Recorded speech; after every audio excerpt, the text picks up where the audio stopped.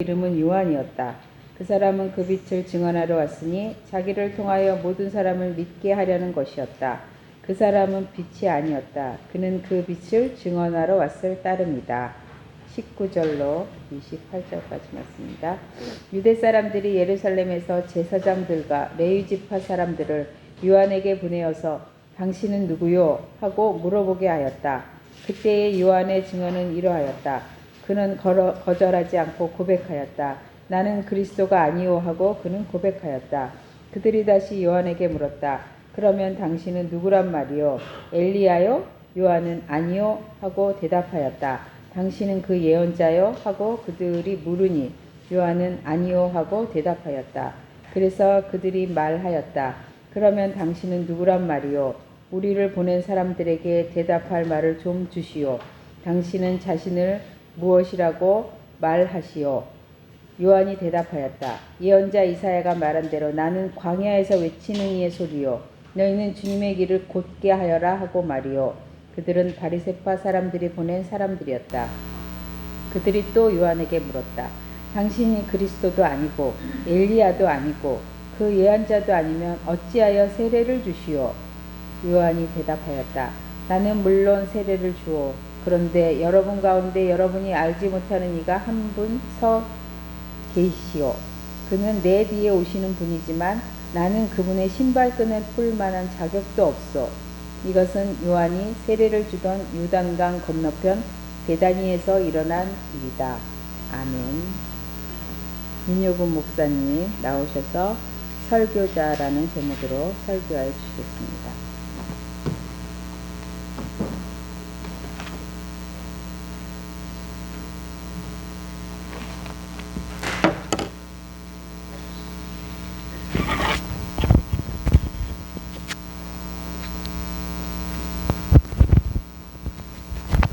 기도하겠습니다.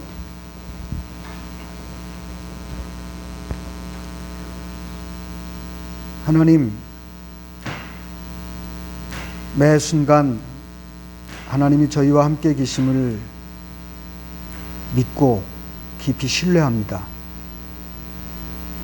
코로나 때문에 참으로 어려운 길을 걷고 있는 우리 모두에게도 또 어떤 어려움이 있을지라도 하나님을 신뢰하며 하나님과 함께 동행하기를 원하는 모든 사람에게 하나님께서 자비를 베풀어 주시는 분이심을 믿습니다.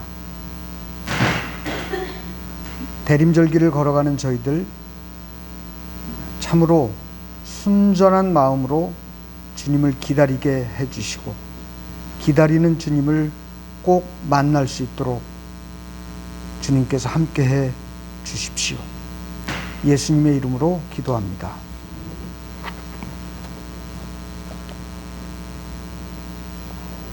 그쳤던 눈이 또 오네요. 어제는 코로나 환자가 950명 됐다고 해서 지금 우리나라가 난리가 났습니다. 오늘 아침에 뉴스를 보니까 1030명으로 늘었습니다. 오늘은 이렇게 우리가 예배를 드리고 있지만 다음 주에는 어찌 될지 알 수 없습니다. 코로나19를 겪으면서 참 약해지지 않아야 하는데 그런 마음을 많이 가지는데요. 사람이 약해지면 극단적이 됩니다. 전부 아니면 전부 그렇게 해서 사람은 쉽게 포기하게도 되고 절망하게도 됩니다. 저는 코로나19의 경험이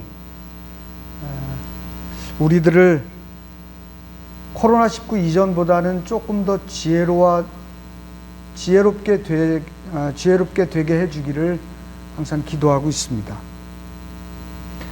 코로나19의 경험이 우리들이 조금 더 구체적으로 사랑할 수 있는 방법을 배우게 되기를 바라는 마음이 간절합니다.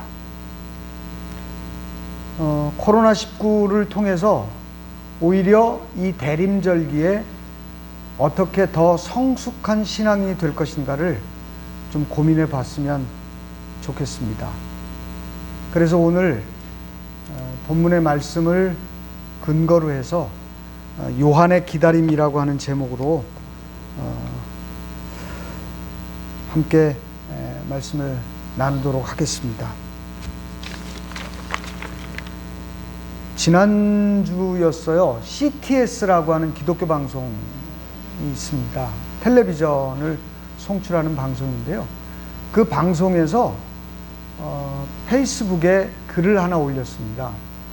그래서 제가 그날따라 CTS에서 보낸 글을 읽게 되었습니다. 그런데 그 글은 데이비드 마틴 로이드 존스라고 하는 20세기가 낳은 위대한 설교자라고 하는 분의 설교를 아주 간추려서 이렇게 페이스북에 실었더라고요. 이 로이드 존스는 영국 의사 출신으로 복음주의 설교가로 굉장히 유명합니다. 존 스토트라고 하는 분과 함께 한국 교회에 굉장히 큰 영향력을 준 그런 설교자입니다.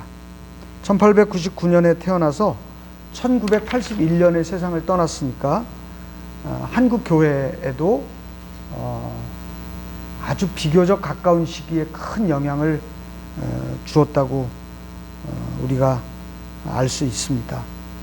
존 로이드 존스의 마지막 설교라고 하는 그 설교인데요. 제가 한번 함께 생각을 해보고자 적어왔습니다. 한번 들어보시죠. 기독교는 여러분과 저의 작은 선이 아닙니다. 기독교는 내가 무엇을 행하느냐와 행하지 않느냐의 문제가 아닙니다. 기독교는 내가 다른 사람보다 얼마나 더 나으냐의 문제가 아닙니다. 기독교는 내가 이전보다 얼마나 더 변화되고 나아졌느냐의 문제도 아닙니다. 기독교는 절대 그런 것이 아닙니다. 그러므로 그 모든 것을 잊고 그리스도를 바라보십시오. 그러면 그분의 흠없고 완전한 의가 보일 것입니다. 여러분이 그분을 믿으면 그분의 의가 여러분에게 주어지고 여러분은 그분의 의를 입게 될 것입니다. 여러분은 이것이나 저것을 행하려고 하고 있습니까? 이 모든 것은 안식을 주지 못합니다. 그래서 그 모든 것은 여러분에게 무익할 뿐입니다. 그러니 중단하십시오. 이것들은 절대로 여러분을 그 어디로도 인도하지 못할 것입니다. 더 멀리 가기 전에 멈추십시오. 기독교는 그리스도를 본받는 종교가 아닙니다. 만일 그것이 가능하다고 생각한다면 나가서 그리스도를 본받으려 노력해 보십시오. 그러나 그 순간 여러분은 세상에서 가장 가엾고 비참한 사람이 될 것입니다. 그리스도를 본받는다고 절대로 행복해지지 않습니다. 거기서 행복을 찾으려 한다면 가장 깊은 절망에 빠질 것입니다. 오직 예수 그리스도의 피를 힘입어 성소에 들어갈 담력을 얻을 뿐입니다. 그 은혜의 십자가, 영광의 십자가를 만민이 본받아야 하는 아름다운 것으로 변질시키지 마십시오. 그러므로 우리에게 큰 대제사장이 계시니 승천하시니 곧 하나님의 아들 예수시라. 우리가 믿는 도리를 굳게 잡을지어다. 우리에게 있는 대제사장은 우리의 연약함을 동정하지 못하실 이가 아니요 모든 일에 우리와 똑같이 시험을 받으신 이로되 죄는 없으시니라. 그러므로 우리는 긍휼하심을 받고 때를 따라 돕는 은혜를 얻기 위하여 은혜를 보라. 은혜의 보좌 앞에 담대히 나아갈 것이니라. 히브리서 4장 14절에서 16절. 어떻게 들으셨습니까? 굉장히 익숙한 말씀이지요. 저는 절대로 이 설교를 받아들일 수 없습니다. 이 설교가 책으로도 나왔고 로이드 존스 목사라고 하는 분이 20세기의 가장 위대한 설교가 중에 한 사람이라고 하는 것을 인정하지 않는 이가 없습니다. 그러므로 이 설교에 쓰임새가 있었을 겁니다. 많은 사람이 이 설교를 듣고 감동을 하고 이 설교를 통해서 은혜를 받고 하나님 앞에 나아갔을 겁니다. 그것을 받아들입니다. 그러나 설교는 모든 사람에게 똑같은 방식으로 이루어지는 일이 아닙니다. 그 설교가 선포되는 삶의 현장과 조건이 각자 다르기 때문입니다. 로이드 존스라고 하는 목사님은 1차 대전과 2차 대전을 영국에서 겪었던 분이고 그리스도인들이 얼마나 교만하고 기고만장했는지 그 세월을 몸소 겪었던 분입니다. 적어도 20세기, 21세기 기독교가 이 땅에 전해진 지 100년 남짓 된 이 나라, 이 교회에 맞는 그런 복음은 절대 아니라고 하는 것이 저의 판단입니다. 여러분 생각은 어떠신지 모르겠어요. 대림절기를 지나면서 우리는 오늘 성경 말씀을 통해서 세례자 요한을 다시 한번 발견하게 됩니다. 세례자 요한은 성경의 어느 누구보다 예수님을 강렬하게 기다렸던 분입니다. 세례자 요한은 애초에 태어날 때부터 그의 사명이 예수님을 기다리는 것이었어요. 그의 아버지 사가랴가 세례자 요한을 낳고 그리고 하나님께 기도한 기도문이 누가복음 2장에 기록되어 있습니다. 세례자 요한은 어떻게 성장했습니까? 세례자 요한이 어떻게 먹고 살았습니까? 요한복음 2장에 보면 세례자 요한은 그가 광야에 들어가서 살았다고 합니다. 예수님이 구체적으로 오시는 것을 요단강가에서 그가 예수님이 오시는 것을 특별하게 기다리고 세례를 선포하고 그의 공생애를 시작하기 전까지 그는 광야에 살았습니다. 지난주에 광야에서라고 하는 제목으로 신종철 목사님께서 말씀을 전해주셨죠. 광야가 어떤 곳입니까? 생명이 없는 곳이지요. 그가 무엇을 먹고 살았습니까? 그가 어떤 옷을 입었습니까? 성경에 기록하기를 그는 메뚜기와 꿀을 먹고 살았고 가죽옷을 입고 살았다고 합니다. 아마 그는 안락한 지붕이 있는 그런 집에서 잠을 자지 못했을 겁니다. 따뜻한 침대 위에서 생활하지 못했을 겁니다. 갓 구워낸 따뜻한 빵, 달콤한 음식들, 부드러운 음식들 이런 것들을 먹어보지 못했을지도 모릅니다. 그는 있으면 먹고 없으면 굶고 비 오면 비 맞고 바람 불면 바람 속에서 견디며 하나님과 교통하면서 그렇게 기다렸을 겁니다.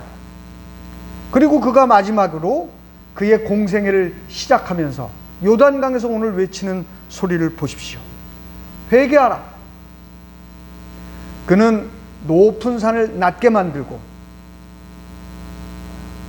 거친 길을 곧게 해서 그 길로 오시는 그분 그리스도를 맞이하려고 기다렸던 분입니다.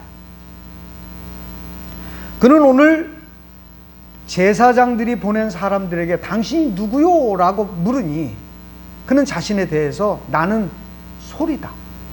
광야에 외치는 자의 소리다. 말라기서에 나오는 것처럼 너희는 주님의 길을 곧게 하여라 했으니 내가 주님의 길을 곧게 하는 사람이다. 그는 그렇게 말하고 있습니다. 그는 끝까지 주님을 기다렸습니다. 감옥에 갇혀서도 예수님이 공생애를 시작하셨다고 하는 것을 듣고 나서 제자들 둘을 보내서 예수님께 묻습니다. 당신이 오시기로 한 그분입니까? 아니면 우리가 더 기다려야 합니까? 그는 삶의 목적이 잘 사는 것, 혹은 다른 사람보다 영화로워지는 것, 높은 지위에 오르는 것, 권력을 가지는 것, 그런 것이 아니었어요. 예수님을 기다리는 것, 그리스도를 기다리는 것이 그의 삶의 목표였고 사명이었습니다. 그처럼 주님을 기다리는 것이 인생 최대 목적이었던 그가 어떻게 죽습니까?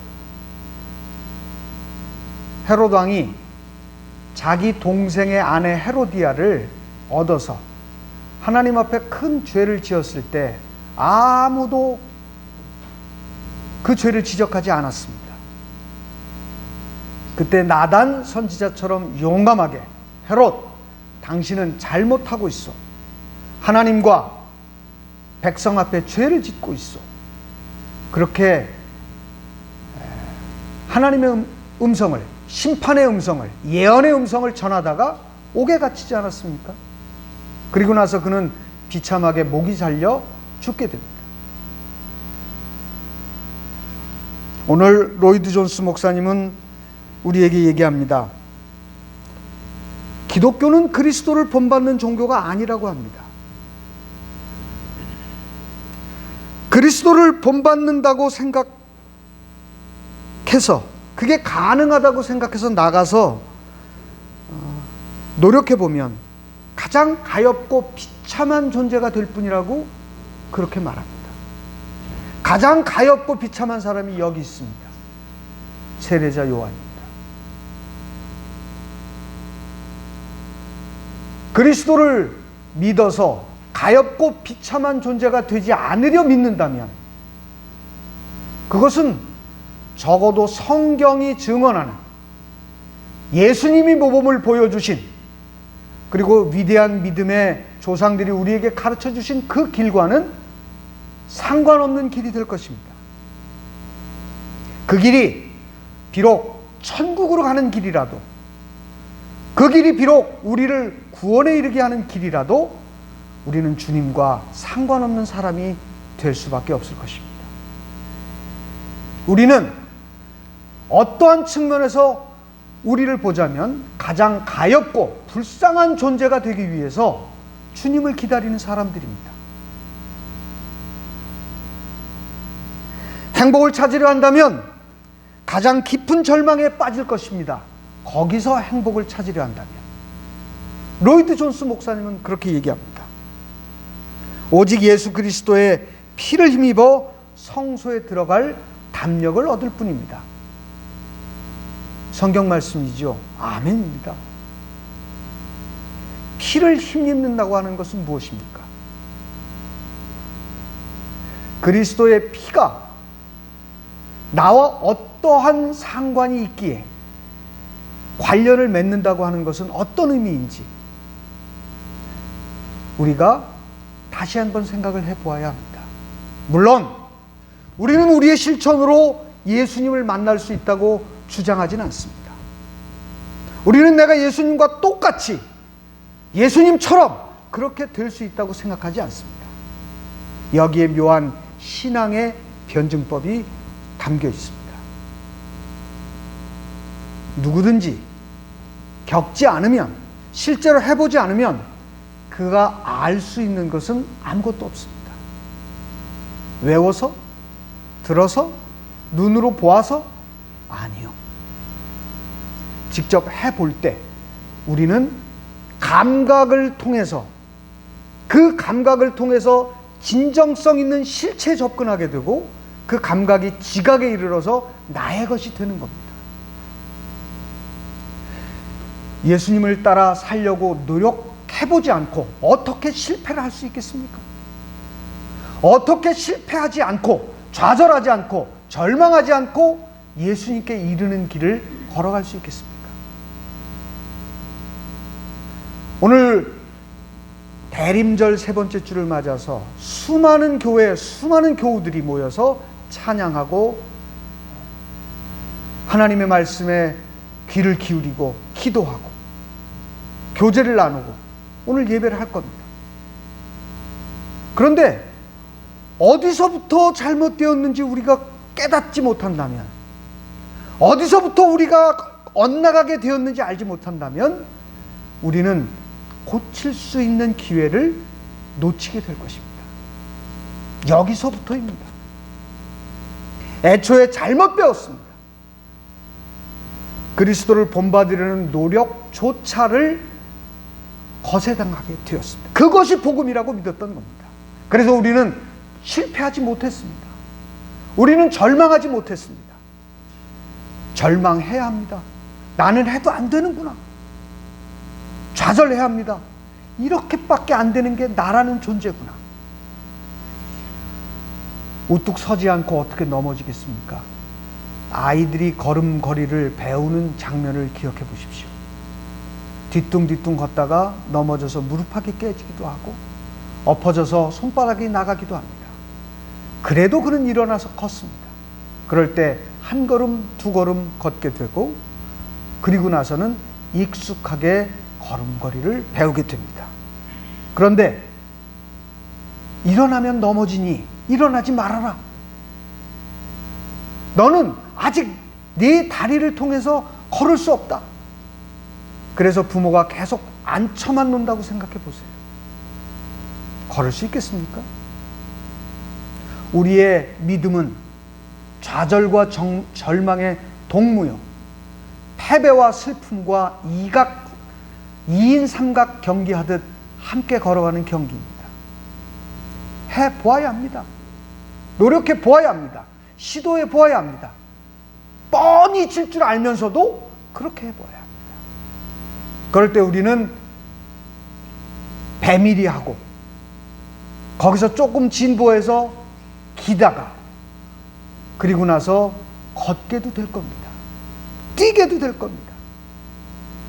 아니, 어떤 사람은 걷는 데서 멈출 수도 있습니다. 어떤 사람은 잘 걷지 못할 수도 있습니다. 어떤 사람은 능숙하게 뛰어갈 수도 있습니다.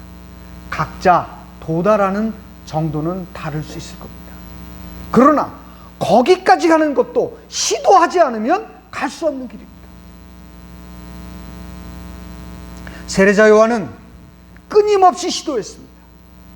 자기를 낮춰 말씀에 순종하는 사람이었고, 그는 유욕을 철저하게 훈련을 통해서 극복해냈습니다. 기다리는 사람 아무것도 안 하고 그리스도께서 오시면 다 해주시겠지. 이것을 메시아주의라고 하지 않습니까?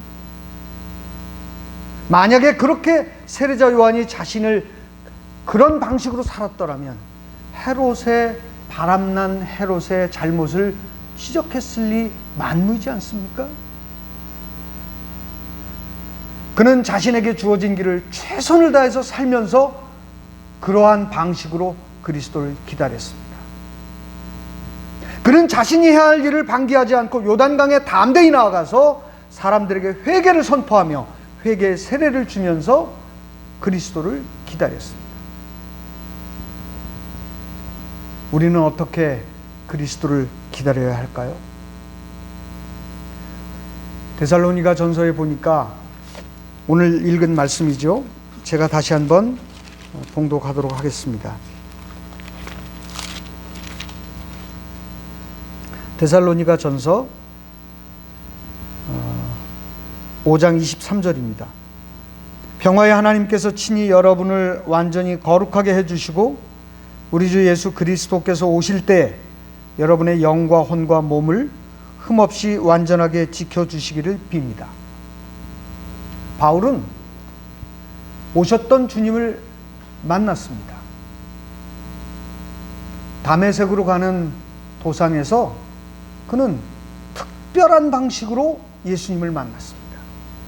그런데 그는 다시 주님을 기다립니다. 그리스도께서 다시 오실 때 여러분의 영과 육과 혼이 온전하게 그때까지 지켜지기를 간절히 기도하고 바란다는 거예요. 이게 무엇일까요? 그래서 우리는 우리들의 기다림이 단순하게 과거의 사건도 아니고 미래에 되어질 사건도 아니고 우리가 살고 있는 이 현실 속에서의 사건이요 일이라고 하는, 진행되는 일이라고 하는 사실을 다시 한번 깨닫습니다. 예수님은 2000년 전에 오셨다? 그러면 됐다? 이게 아니라는 거예요.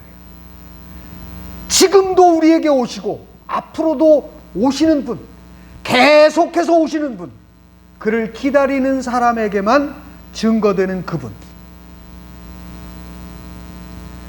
그분이 바로 하나님이 우리에게 허락하시는 그리스도이십니다. 그러면 우리는 어떠한 방식으로, 어떠한 자세로 주님을 만나게 될까요?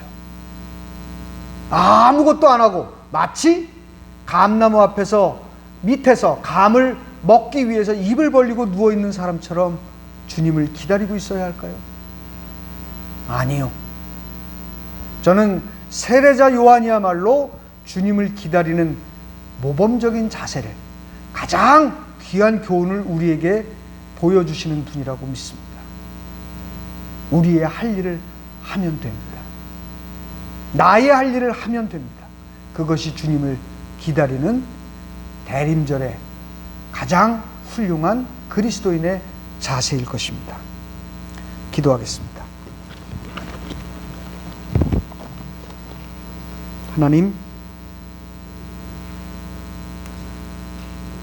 하나님께서 그리스도를 저희에게 보내주셨음을 감사합니다. 지금도 저희들의 삶을 향해 오시는 그리스도가 계시니 너무도 감사합니다. 이 세상의 마지막 때 승리의 왕으로 오실 그리스도를 믿고 있으니 또한 행복합니다. 이제 주님을 우리들의 삶의 한복판에서 기다리는 우리들 되게 하여 주시고, 세례자 요한처럼 그러한 삶으로의 기다림을 완성해가는 저희들 되도록 용기와 힘을 더하여 주십시오. 예수님의 이름으로 기도드립니다.